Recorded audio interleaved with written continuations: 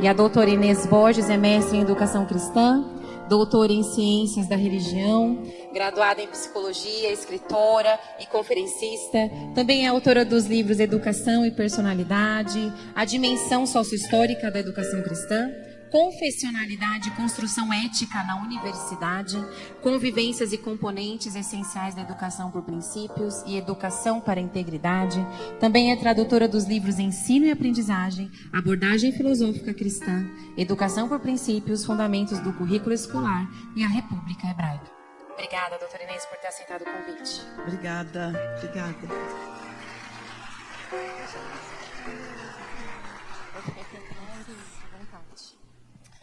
Muito obrigada.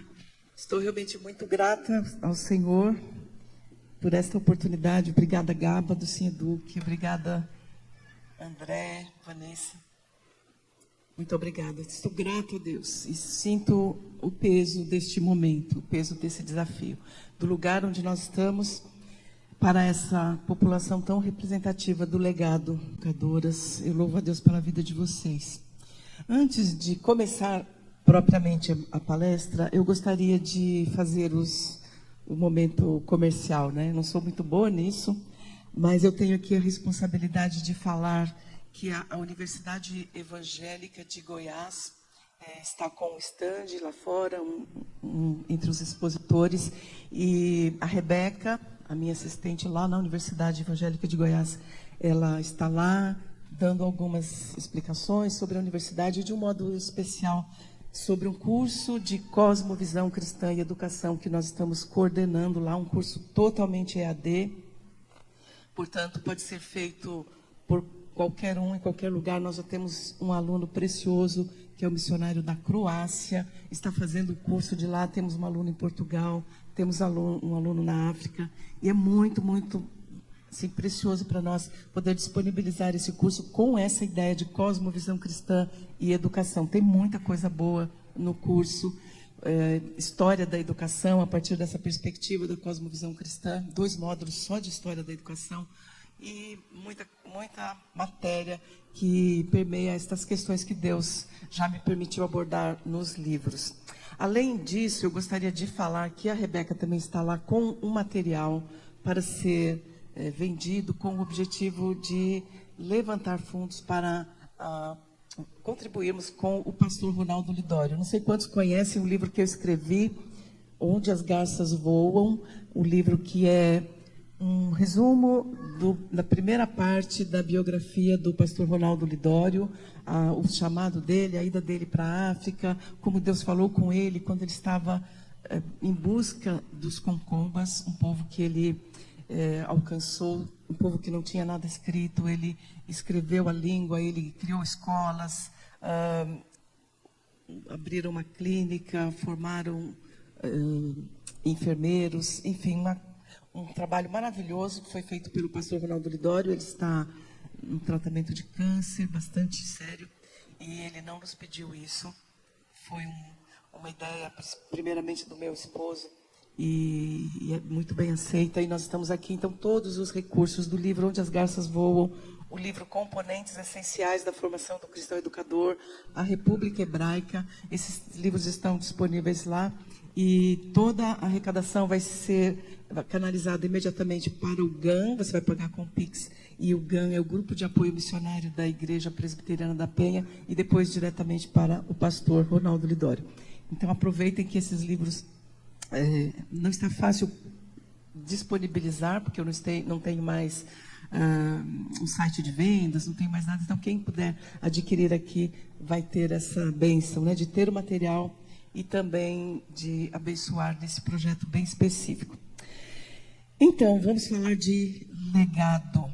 Vamos falar sobre o que é legado. Vou me aventurar um pouquinho aqui pela definição de conceitos, porque é fundamental para a educação clássica, para a educação por princípios, para a educação para a integridade, nessas áreas da educação com as quais eu tenho trabalhado, nas quais eu tenho transitado. Nós entendemos o quão é importante definirmos palavras antes de avançarmos por qualquer raciocínio. Coloquei aqui no meio da minha introdução ao legado essa imagem que é do nosso curso, e eu quero dizer que a própria ideia de cosmovisão cristã, de visão de mundo cristã, já é um legado judaico-cristão, porque cosmovisão também é legado.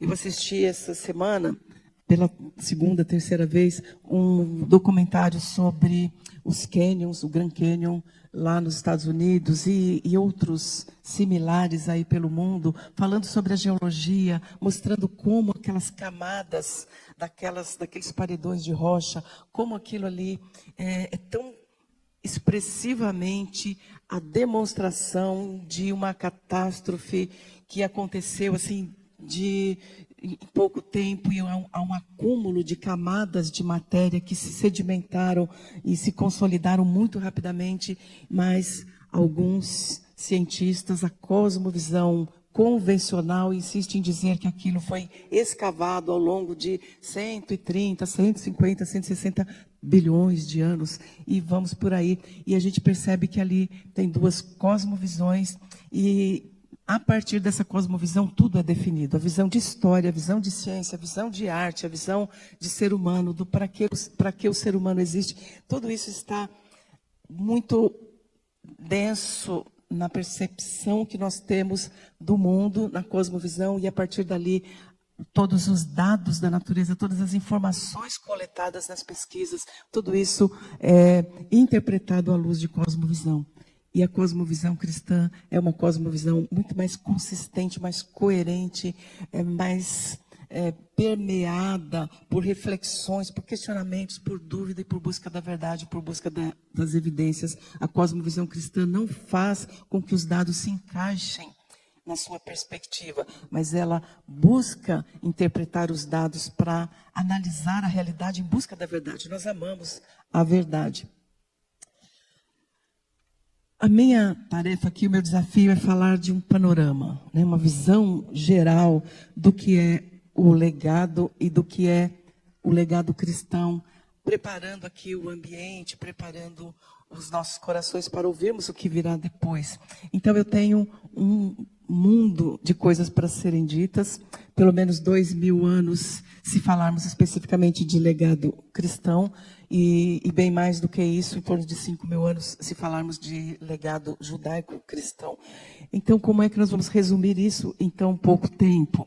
Precisamos perceber o momento em que nós estamos vivendo, o momento no qual nós estamos refletindo sobre essas questões, para depois voltarmos um pouquinho ao passado e tentarmos alinhavar essas ideias e chegar aqui novamente no momento em que nós estamos. Esta é uma fotografia que eu tirei em 2016 no Canadá. Eu gosto muito dessa foto porque ela me permitiu ver de uma forma concretizada a ideia de desconstrução ou de destruição. Nós podemos pensar um pouquinho nesta visão filosófica.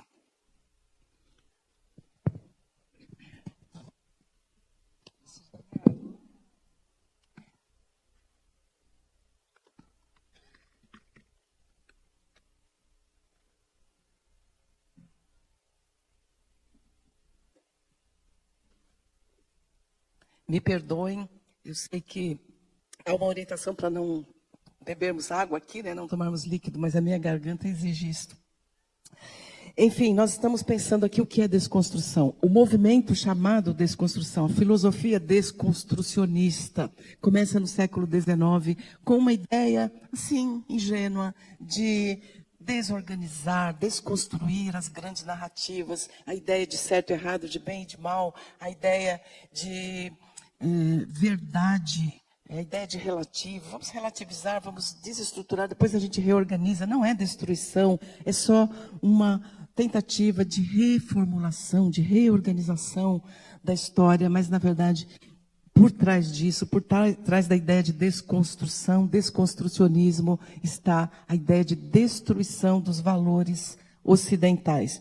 Esse museu, lá no Canadá, mostra exatamente essa ideia. Pega-se o que é tradicional, pega-se o que é o clássico. Eu espero que vocês consigam ver ali um prédio clássico que foi parcialmente derrubado, e estruturas agressivas hipermodernas, né? Aquelas pontiagudas, muito vidro, muito ferro, convivendo lindamente, artisticamente, com o clássico.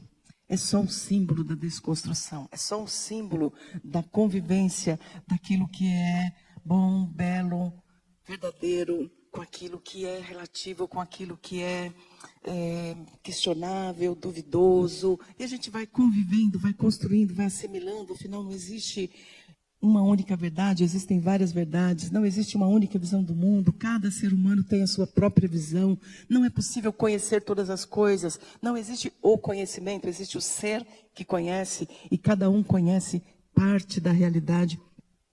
Dentro desta visão desconstrucionista, o legado cristão foi sendo atacado frontalmente, e nós cristãos precisamos identificar esses pontos de partida, esses pontos de referência, para podermos saber quem somos, para onde vamos, o que é que Deus requer de nós.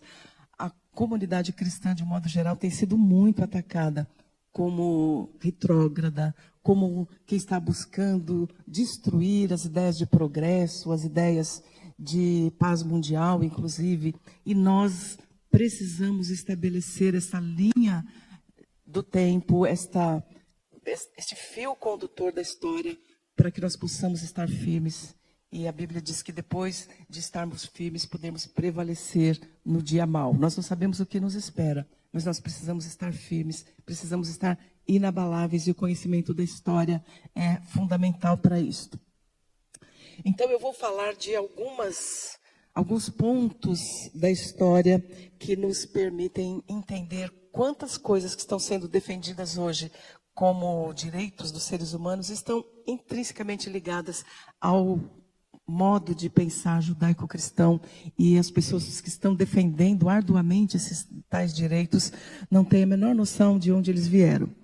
Nós precisamos pensar que já houve um momento em que entregar uma criança para ser queimada dentro do ventre de um ídolo de ferro e com uma fornalha lá dentro, um ídolo em chamas, era algo regulamentado pelo governo, era algo absolutamente natural, era algo absolutamente desejável, era necessário apaziguar a ira dessas divindades para que a terra fosse fértil, para que a terra para que o povo tivesse vitória contra os seus inimigos. Então nós precisamos pensar que isto todo, este comportamento que hoje parece horrendo aos nossos ouvidos, a gente ouve e não quer pensar, a gente não quer pensar num bebezinho que é escolhido entre as pessoas ali de uma família, de um clã, ou que é decisão voluntária dos próprios pais, ser colocado para ser queimado, ser jogado vivo, e enquanto os gritos dessa criança ecoavam, tambores soavam, e esse era um ritual nacional, esse era um festival nacional, o sacrifício de crianças. Mas nós vemos referências muito sérias a estes movimentos na Bíblia. A crucificação já foi considerada algo necessário para manter a ordem no país, uma cosmovisão justificando um processo em que as pessoas eram treinadas para aquela profissão, faziam aquilo no dia a dia, iam lá, crucificavam, voltavam para casa, viam seus filhos, tomavam seu banho, iam para a cama, levantavam, e no dia seguinte retoma-se o trabalho para o qual eles são contratados e recebem o seu salário para isso. A escravidão também já foi considerada algo absolutamente natural, institucionalizado, contra o qual as pessoas que lutavam eram consideradas como pessoas que estavam lutando contra o bem-estar do seu próprio país, estavam lutando contra o processo econômico da sua nação, contra as pessoas que mantinham os empregos, que mantinham a ordem social, que mantinham a vida da nação em andamento. Então, lutar contra a escravidão era ser provavelmente antipatriota, era ser provavelmente progresso, era ser retrógrada, né? Porque o progresso tem sido garantido com esse comércio de escravos. Não sei quantos aqui já assistiram o filme do William Wilberforce, um filme maravilhoso, um filme... Ok, obrigada, Rebeca. Lembrando que água morna ajuda muito aqui na minha garganta. Obrigada. O filme feito com o título, o filme original cujo título era Amazing Grace. Amazing Grace por causa de um pastor que escreveu um hino Amazing Grace e compôs uma música maravilhosa com base em gemidos que ele ouvia nos porões do navio. Esse filme conta a história da importância do cristianismo, a importância de um homem como William Wilberforce e a sua fé em Cristo, os princípios cristãos, fazendo lutar arduamente durante mais de 40 anos contra o tráfico de escravos. Esse filme veio para o Brasil com o título Jornada pela Liberdade, tradução literal, né? Para quem entende aí o bom inglês, Amazing Grace, Jornada pela Liberdade, não é tradução literal? Até o nome parece assim querer apagar a ideia de graça, a ideia da maravilhosa graça. Mas pior do que isso, esse filme não passou em nenhuma sala de cinema no Brasil, poucas pessoas ouviram falar dele.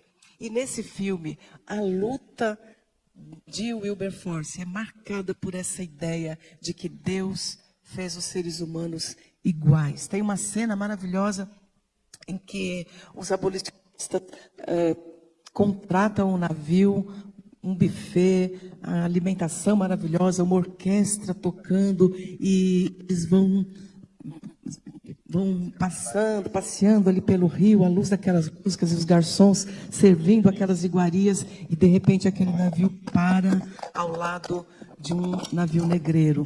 E as senhoras bem vestidas, ilustres, ali começam a se abanar, a colocar um lenço no nariz, e o Wilberforce aparece lá em cima daquele navio, e ele rapidamente confronta as pessoas e dizem: tirem esses lenços do nariz, sintam esse cheiro, sintam o cheiro da morte e se lembrem que Deus fez os homens iguais. Por que é que nós estamos falando aqui dessas questões todas históricas, né? Crucificação, sacrifício de bebês, escravidão, porque a ruptura com tudo isso é legado cristão.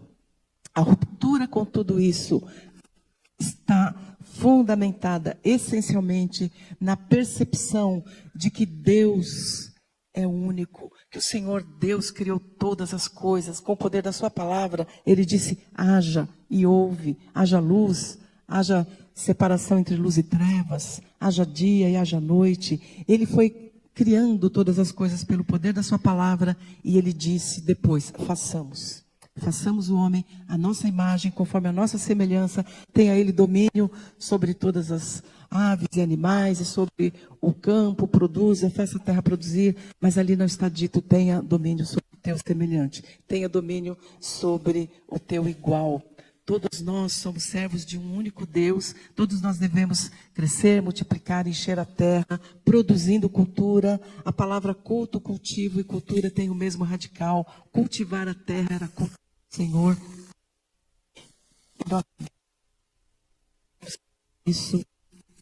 Nós deveríamos fazer isso tendo em mente que todas as nossas atividades deveriam ser feitas para a glória daquele que nos criou, aprendendo com ele. Dar nome aos animais era um ato de pesquisa, de busca de conhecimento, mas o homem não deveria ser a referência para o conhecimento. Ele deveria conversar com seu Criador, ouvi-lo na viração do dia. Esse é o início de um processo de educação e de governo. A educação está essencialmente ligada à ideia de governar, de controlar. Opa, melhorou. Mas nós vemos também lá no início da criação um educador, será que poderíamos falar assim? Um questionador. Diz para o ser humano: o que foi mesmo que o teu professor disse? O que foi mesmo que o teu Criador disse? Que vocês não podem conhecer nada sem a referência dele, vocês podem ser a referência para o conhecimento, vocês podem saber tanto quanto ele. E nós temos duas visões de educação e de governo a partir desse momento da queda. O homem passa a ser a referência para o seu próprio conhecimento, para o seu próprio saber, para o conhecimento do bem e do mal, e a partir daí ele passa a ser um homem totalmente desconectado, distante de Deus, distante de si mesmo, distante do outro, distante das obras criadas, porque nós estamos agora buscando a referência, buscando todo o conhecimento com base na nossa própria referência. Mas essa ideia de criação, de um Deus que cria todas as raças, todos os povos, essa é uma percepção da criação diferente da criação conforme as outras nações percebiam. As outras nações percebiam que cada uma era o centro do mundo, tem as suas divindades, tem os seus deuses, tem as suas fidelidades, então tem as suas rivalidades. Os outros povos podem ser destruídos porque todos eles são criaturas de um outro ser, que não aquele ser que criou esta nação, este povo. Esta separação, esta ruptura, ela é quebrada pela percepção de um Deus que cria todas as nações, todos os povos. Mas eu quero citar aqui alguns livros que mencionam que o texto de Gálatas 3:8 é, na história da civilização ocidental, um texto radical, um texto absolutamente radical, que traz uma novidade filosófica, histórica, antropológica, quando Paulo diz: já não há judeu, nem grego, nem escravo, nem livre, nem homem, nem mulher, porque todos são um em Cristo. Então, se lá na criação nós temos esse embrião da ideia de igualdade, em Gálatas isso é radicalizado, e são pensadores, são escritores que não estão comprometidos com o Evangelho, mas que buscam as fontes originais da civilização ocidental. São estes pensadores que trazem essa novidade. Lamentavelmente, nem sempre nós cristãos estamos cientes deste legado e, portanto, não estamos habilitados para fazer como Pedro: procurai estar capacitados para dar razão da sua fé. Então nós precisamos conhecer o legado para transmitir o legado. E agora eu quero trabalhar um pouquinho com essa definição para que... Obrigada. Desculpa, está dando trabalho para vocês aqui. Para que nós possamos entender, voltar novamente a esse ponto para entendermos o que é que nós precisamos fazer para resgatar esse legado. As pedras estão clamando. Textos não preocupados com a história cristã estão dizendo: olha o que o cristianismo fez, olha o que o apóstolo Paulo disse, olha a radicalidade do que ele disse, olha a importância do que ele disse para a história das civilizações. Mas nós não estamos muito preocupados com isso, infelizmente. As igrejas não estão muito atentas para a necessidade de ensinar as próximas gerações sobre este legado, e nós estamos sendo vítimas do nosso próprio alheamento, da nossa própria omissão em relação a conhecer e transmitir o legado. O que é legado? O bom e maravilhoso dicionário de Noah Webster define legado como algo deixado por livre vontade ou por testamento. E o Webster, sempre voltando lá para as palavras no original, ele diz que o sentido original de legado está relacionado aos termos como enviar, como confiar, como transmitir, transferir, entregar, colocar sobre, fazer com que algo seja levado adiante, ou seja levado de um lugar para o outro. Legado tem a ver com comissão, com comissionamento, com entrega, com envio. Mas o dicionário jurídico diz que legado é parte da herança que é deixada pelo testador, não para o herdeiro, mas para alguém que não tem necessariamente um direito a essa herança.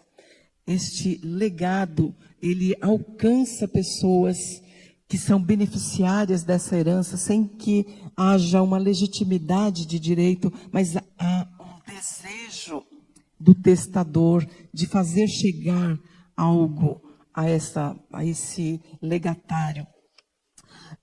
Geralmente a transmissão do legado é condicionada a certa disposição a ser cumprida por quem é beneficiário. Então, o legado geralmente está condicionado a alguma ação, algum procedimento, e nós vemos algumas heranças deixadas para uma instituição, desde que aquela instituição cumpra a devida finalidade. Se houver desvio de finalidade, pode perder o legado. Então, nós podemos pensar, a partir dessas definições, que o cristianismo, as ideias cristãs, os princípios cristãos, eles são nossa herança, mas também são legado para o mundo. Eu quero pensar nesse sentido com vocês agora. Mais do que pensar que nós recebemos um legado, eu quero pensar que o mundo recebeu um legado. O mundo, a sociedade ocidental, o mundo ocidental é herdeiro e é legatário, acho que é esta palavra, de uma forma de vida, de uma cosmovisão que não haveria, que não existiria, de uma forma de progresso, de uma forma de culto, uma forma de cultura, uma forma de produção cultural, uma forma de produção de leis, uma forma de viver, uma forma de pensar a família, uma forma de pensar o trabalho, uma forma de pensar a justiça, que ela é resultado dos princípios judaico-cristãos. E muitas coisas, de uma forma específica do cristianismo, que já é uma ruptura com algumas questões específicas lá da lei mosaica.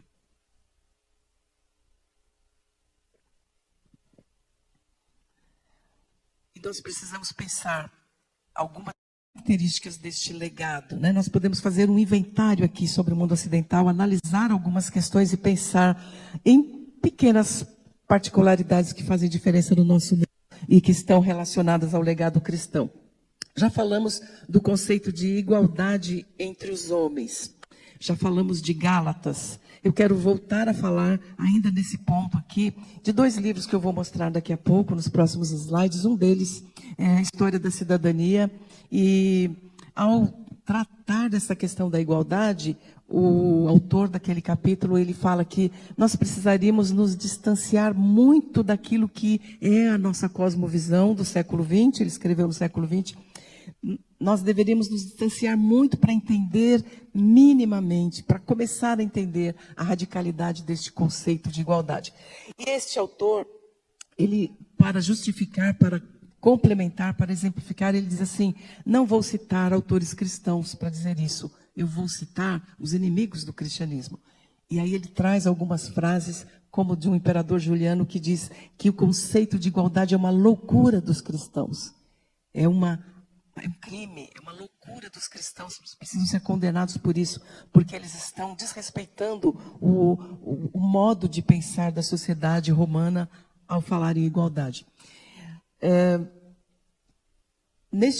Estamos aqui... Estou aqui um pouquinho atrasada com o nosso slide. Além do conceito de igualdade, o conceito de república é um legado judaico-cristão. Se nós olharmos para o texto de Deuteronômio, no capítulo 1, a partir do 9 até o 18, nós temos Moisés trazendo de volta as reflexões sobre a lei, Moisés revendo, reapresentando, repetindo algumas coisas que já foram ditas nos livros anteriores. E aí, no verso 9, ele fala assim: se lembre que naquele tempo eu disse para vocês, escolham representantes de 10, de 100, de 50 e de 1000, de 100 e de 1000, escolham representantes que julguem com honestidade. E eu disse aos seus juízes, não façam diferença entre o seu irmão, entre o que tem e o que não tem posses. Não façam diferença entre os amigos e os inimigos, mas julguem com justiça. Julguem de forma coerente com a lei. Nós não temos ali 50 pessoas ou 10 pessoas. Os estudos mostram que eram comunidades com 10 famílias, e família não era família pai, mãe e o filho, famílias maiores. Onde houvessem 10 famílias, deveria haver aquele que fosse eleito pela família como alguém que conhece a lei e que deveria julgar as questões ali entre as famílias. Não havendo a consciência de que a justiça foi feita, se uma das partes não estivesse plenamente satisfeita, ela poderia recorrer àquele representante de 50 famílias. Se ali também não fosse estabelecida a justiça, deveria recorrer ao representante de 100.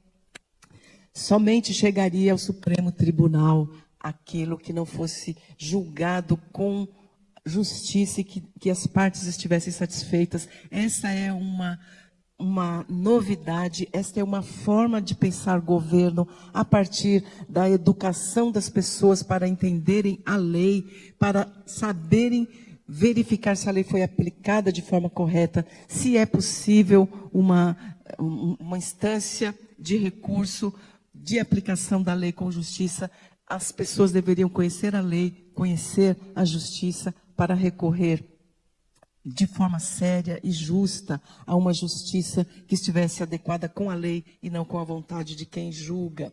Os representantes ali eram estabelecidos de acordo com a sua capacidade de cumprir a lei e não com a capacidade de receber ou de fazer alguns benefícios para as pessoas. Essa ideia de república, essa ideia de governo está descrita no livro República Hebraica e tem algumas reflexões muito sérias para nós ali a respeito da educação para isso, a educação para que essa forma de governo seja estabelecida. O conceito de história linear também é defendido como uma herança, como um legado, porque herança para nós, legado para o mundo, a ideia de que há um começo, há um desenrolar da história, há um fim da história, a ideia de que Deus criou, de que o homem caiu, pecou, Deus prometeu um Salvador, o Salvador veio, o Salvador retornará como Senhor. Essa história providencial da salvação, ela não é uma coisa óbvia para muitos contemporâneos de Jesus, inclusive. No contexto grego, há a ideia de eterno retorno, a ideia de destino. Quem leu alguns comentários ou leu o mito de Édipo, é descrito ali que ele tenta fugir do que está previsto, do que os deuses determinaram, mas não existe ética, porque não existe responsabilidade, existe o destino, ele está condenado a matar o pai e casar com a mãe. Essa ideia do cíclico, essa ideia da condenação, essa ideia da impossibilidade de construir um futuro, essa ideia da impossibilidade de sair da terra e da parentela e ir para algum lugar, essa ideia de memória e esperança é uma ideia judaico-cristã, e nós nem paramos para pensar a história e esquecemos que a Bíblia tem este legado, nos deixa esse legado de história providencial, de história linear. O que mais que é legado cristão? A ideia de cuidado com o enfermo, dos hospitais, as pessoas que se doam. No livro História da Cidadania, já vou mostrar para vocês aqui, depois eu volto. O livro História da Cidadania, ele traz esta informação que no contexto dos primeiros séculos do cristianismo, as pessoas com infecções, as pessoas que tinham doenças contagiosas, elas eram abandonadas pelos seus próprios familiares, elas eram deixadas para morrer, e os cristãos começaram a acolher estas pessoas, e os hospitais se tornaram essa referência de pessoas que não são cuidadas por familiares, não são acolhidas só porque são de alguma forma meritórias de alguma coisa, mas por um amor desvairado, por um amor que supera todas as diferenças, todas as barreiras. E é dito nesse livro, há registros de pessoas que se dispunham a morrer sendo contaminadas pelo outro a quem cuidavam. A ideia de cemitérios é descrita nesse livro História da Cidadania também como um ponto de partida ali dos cristãos que não se conformavam em jogar os seus mortos nos monturos fora da cidade, mas um enterro digno. A ideia de confrarias, de confraternitas é dito nesse livro. A ideia de colégio. O que era uma confraternita, uma confraria ou um colégio? O livro diz que era comum entre os romanos algumas escolas que eram específicas da formação de uma determinada profissão. E aí ali eles tinham um deus, uma divindade, que era como se fosse o padroeiro, o patrono daquela profissão. E as pessoas que se juntavam a esse grupo, elas estavam comprometidas até a morte com aquele grupo. E ali eles tinham um banquete anual, eles aprendiam e ensinavam a profissão, e eles tinham um enterro digno. Fora disso, as pessoas que não tinham nenhum grupo desse tipo, elas eram absolutamente indigentes.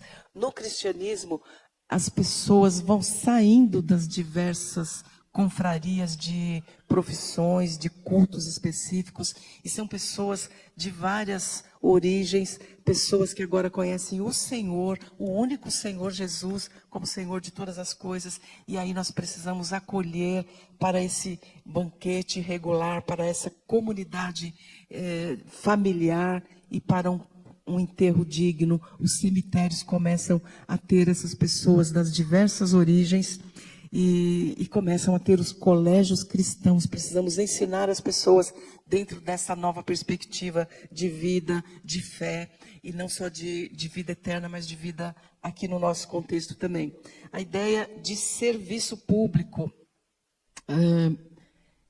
Antes disso, eu quero voltar aqui. Antes de serviço público, eu quero pensar no Estado laico também como herança dos cristãos. O Estado laico tem sido uma bandeira contra os cristãos, mas eu fiquei fascinada quando eu percebi na história da Reforma Protestante essa luta para que a igreja seja deixada em paz, para que a igreja tome os seus caminhos, para que a igreja possa buscar orientação nas Escrituras, buscar orientação diretamente com o Senhor, eleger os seus líderes, e o Estado não deveria ser o cabeça da igreja. O Estado deveria cuidar das questões civis e a igreja deveria cuidar das questões espirituais. Da onde esses reformadores tiraram essa ideia?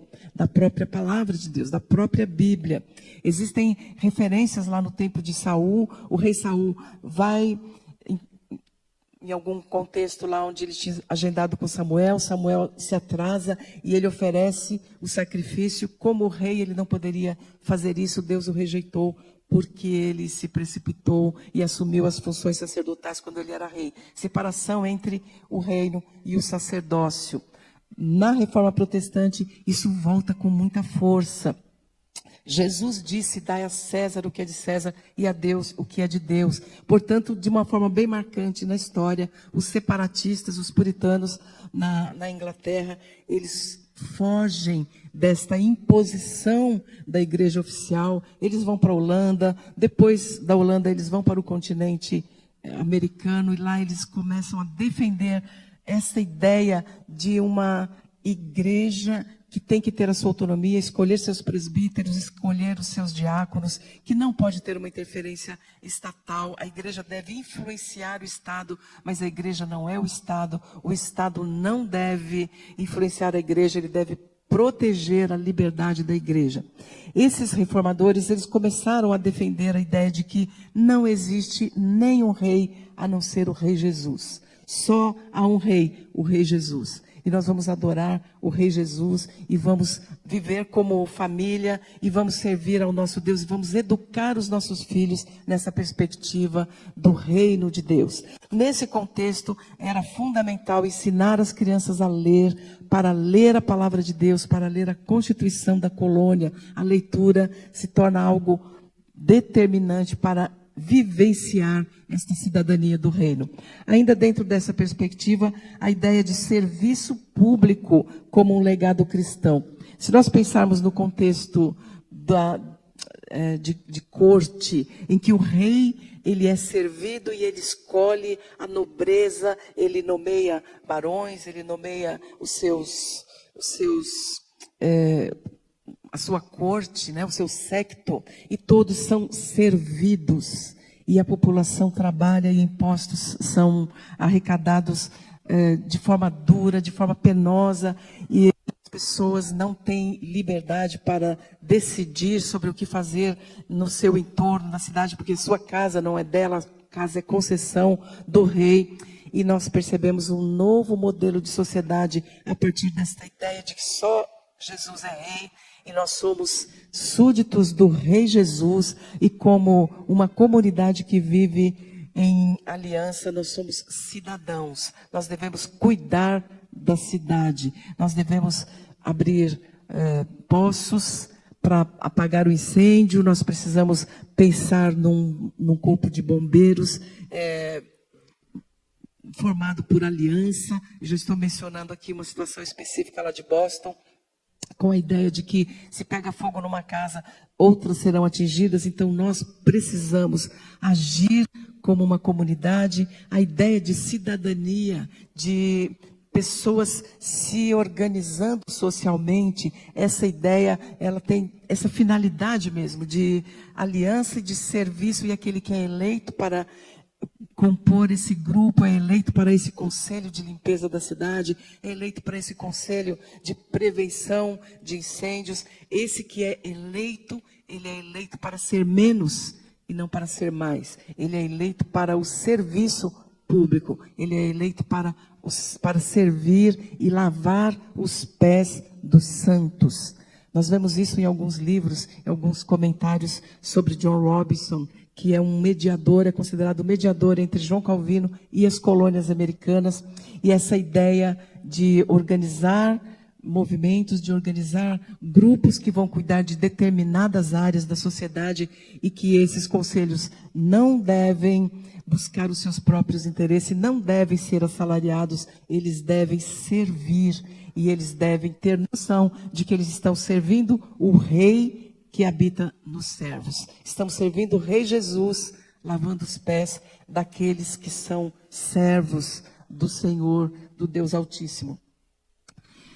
Já comentei aqui sobre o livro, eu falei de um livro, História da Cidadania, não falei do outro, Cidade Antiga. Nesse livro, Cidade Antiga, tem também essa noção de que muito do que nós valorizamos no mundo ocidental é herança judaica.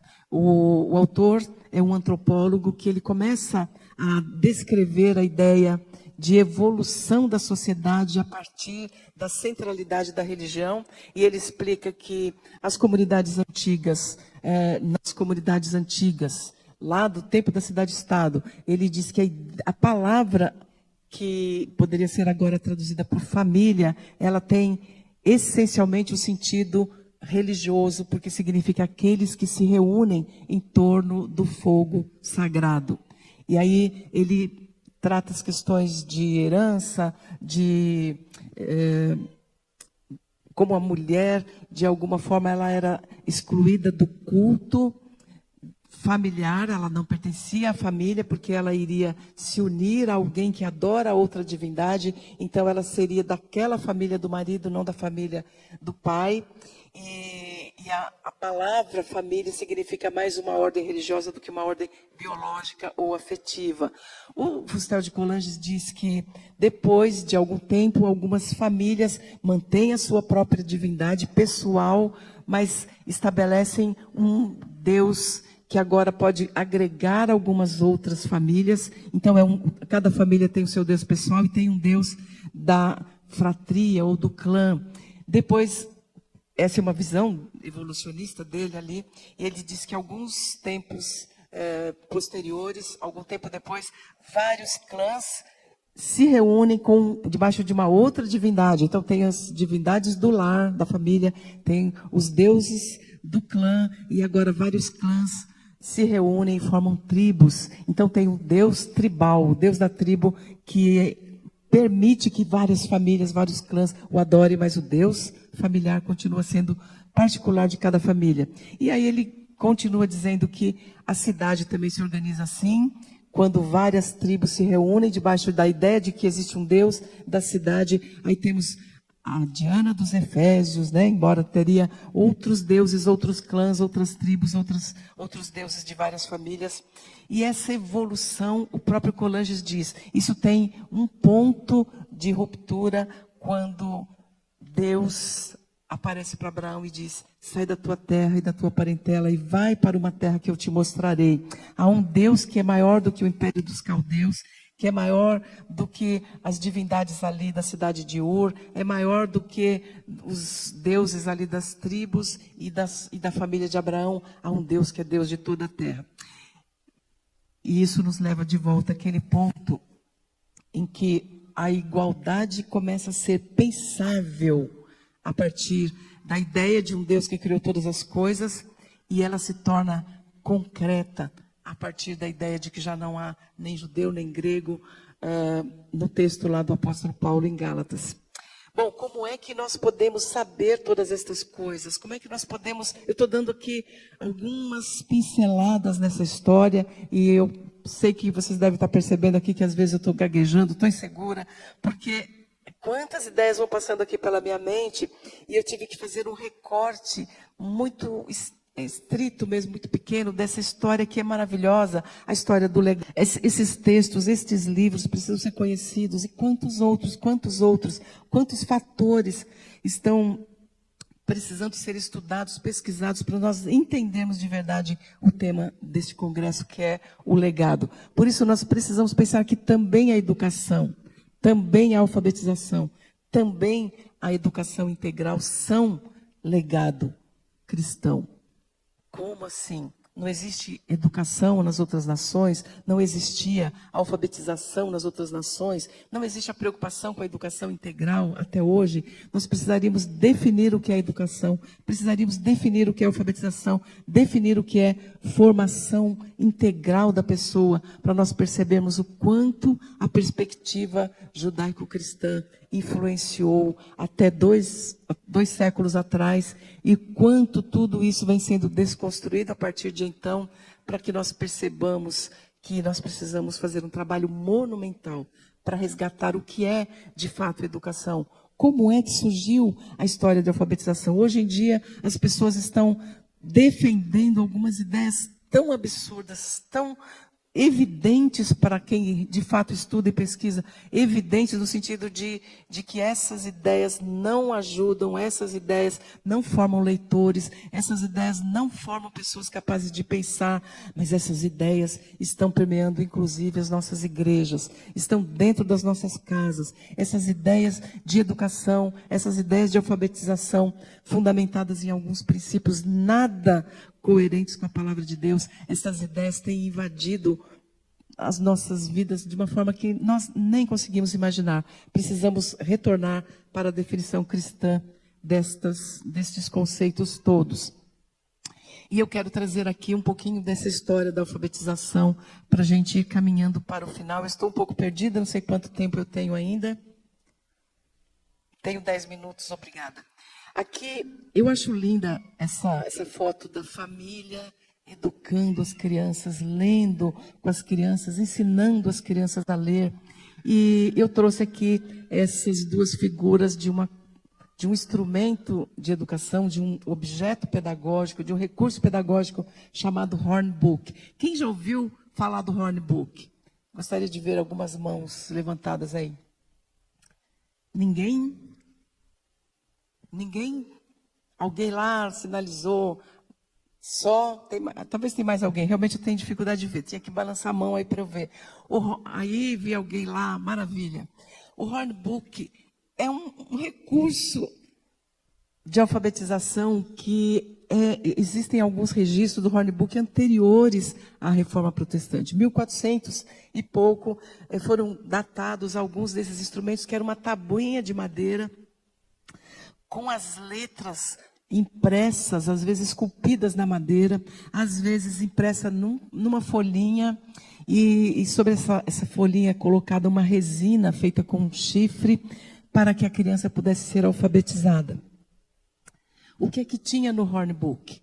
Tinha as vogais, tinha as consoantes e algum exemplo de união da vogal com a consoante, Um ba, bebe, bobo, depois um ab, eb, ib, ob, ub, como exemplo, porque é evidente que a criança que tem sede de aprender, quando ela vê o exemplo e é ensinada, ela começa a perceber que é possível fazer isso com todas as vogais e com todas as consoantes, e que palavras diferentes surgirão, sons diferentes surgirão. E logo depois tem um texto para leitura. Qual é o texto? Qual é o texto que a criança vai ler depois de ter aprendido a ter domínio das vogais e consoantes? Quem é que consegue ver ali o texto?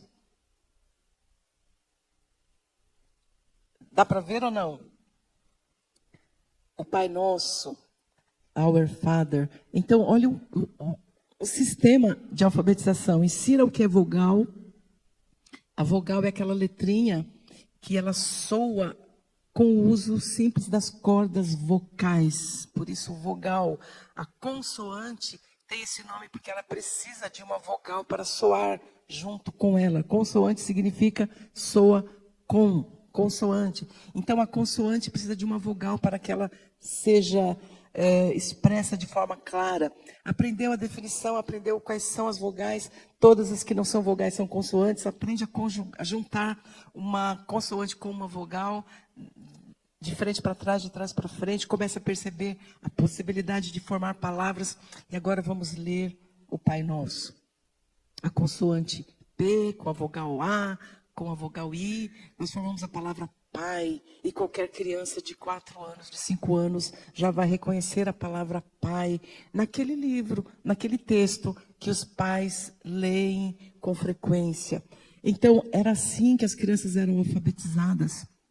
Esse era o recurso didático sem custo, extremamente barato, que as famílias poderiam produzir, que passava de um irmão para o outro, que passava do dono da casa para o filho do empregado, e todas as pessoas eram alfabetizadas. A alfabetização de todas as crianças é legado cristão.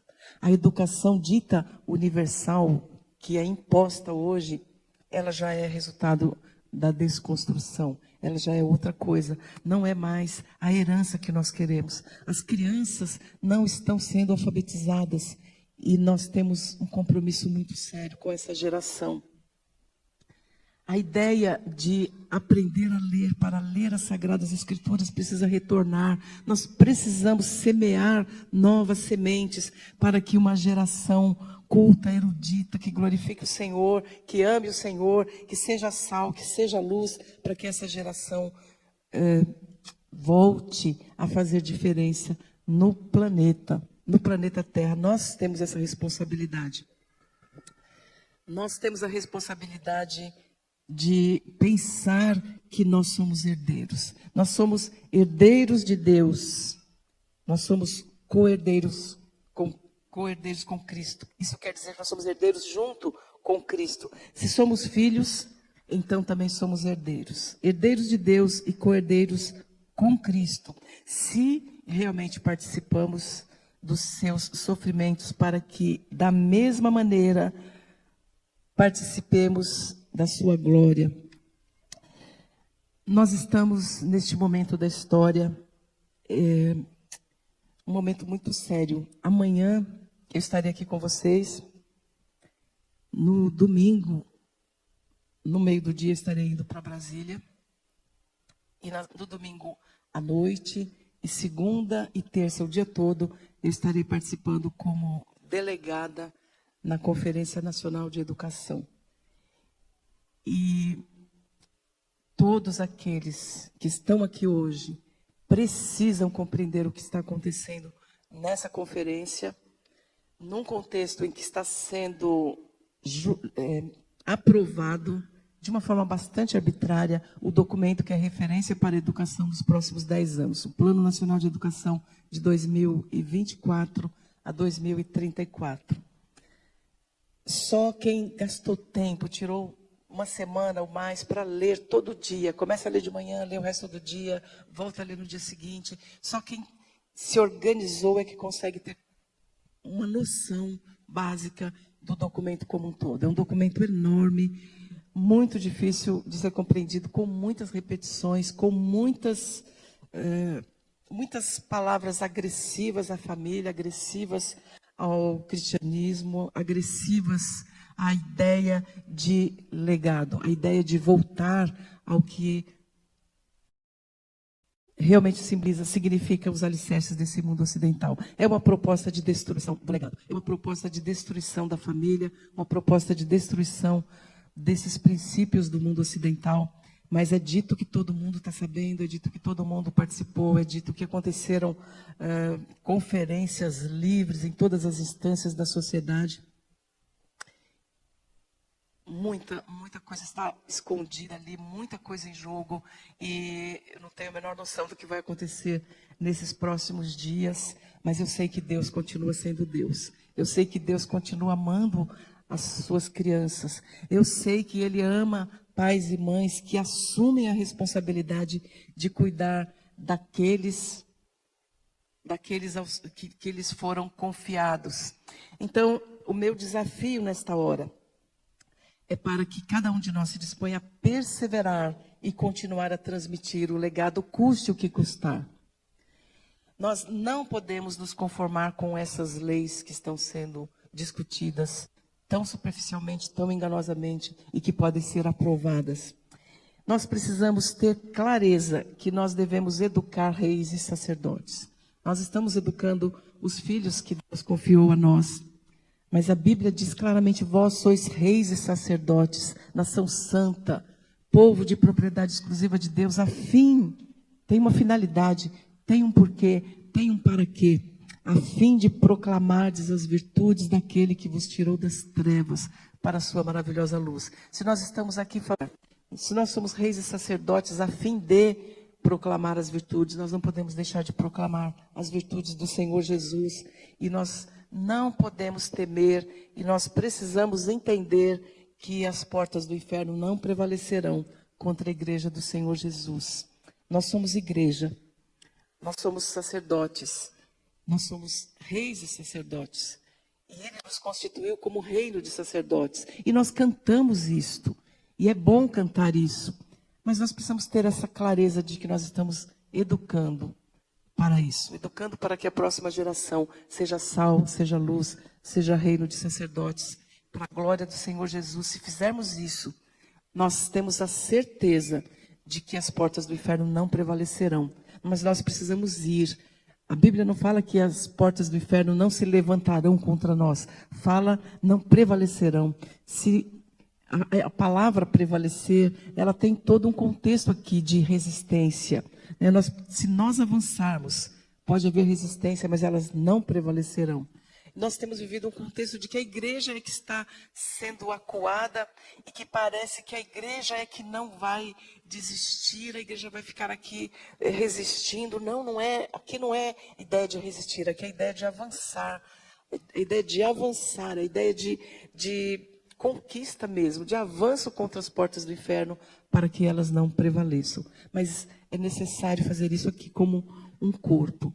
Em alguns textos bíblicos diz que veio o Espírito do Senhor e lutaram como um só homem. Nós precisamos dessa unidade para avançarmos como um corpo que tem um cabeça, que é o Senhor Jesus, e que tem o mesmo Espírito, o Espírito que foi enviado como Consolador, como aquele que nos fará lembrar de todas as coisas que o Senhor Jesus disse. Nós não somos um corpo sem cabeça e um corpo sem espírito. Nós temos a Trindade para nos dar unidade.